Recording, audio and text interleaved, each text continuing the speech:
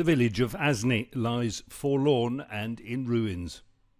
Its mud brick, stone and wood buildings no match for Friday's earthquake. One of many such communities in the Al Haus region close to the epicentre in the southwest of Morocco. Barely a structure remains untouched.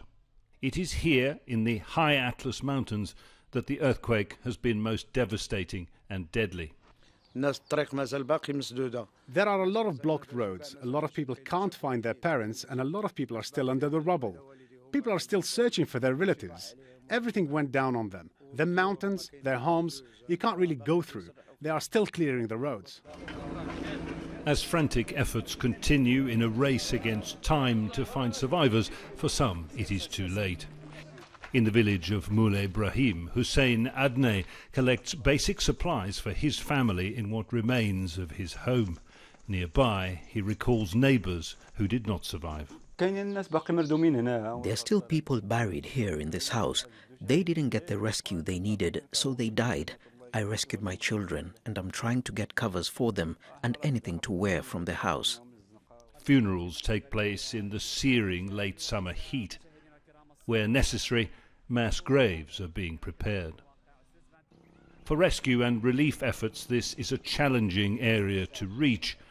Windy mountain roads are strewn with boulders, in some places made impassable by rock falls.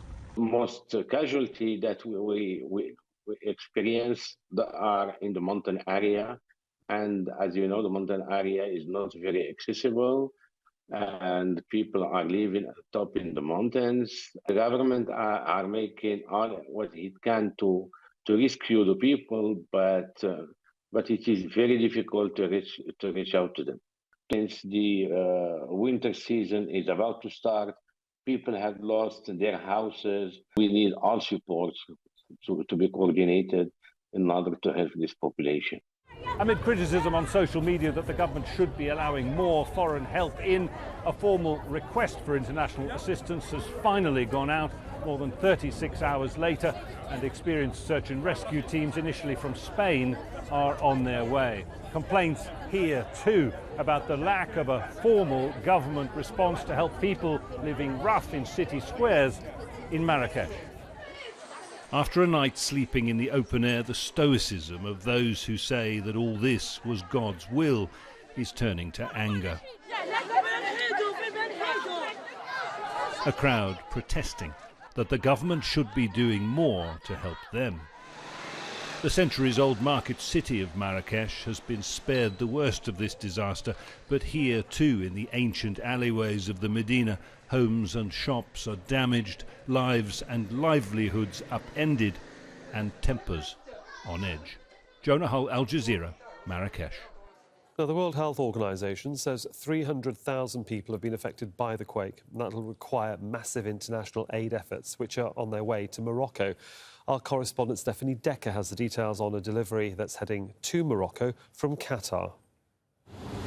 We are at the UDEID military airbase in Qatar, where the Qatar is currently preparing 4 planes to be flown into Morocco as part of the search and rescue operation happening. We will take you inside one of them to show you what this kind of an operation looked like.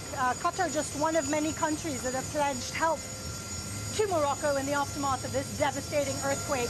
Vehicle hardware, very much essential when it comes to the landscape in Morocco, the most heavily affected area, the Atlas Mountains. Very remote and very difficult to get to, which is why there is such a race against time when it comes to trying to find survivors. This is, of course, crucial when it comes to the aftermath of an earthquake. Other things being flown in, tents, medical equipment, also search and rescue equipment, and a lot of food. So again, 4 planes being flown out just 24 hours after that earthquake happened. Around 50 personnel, search and rescue men, who will be on the ground in that fight, in the help to try and find as many survivors as possible. STEFANIE DEKKER, Al Jazeera at Al UDEID Airbase in Qatar.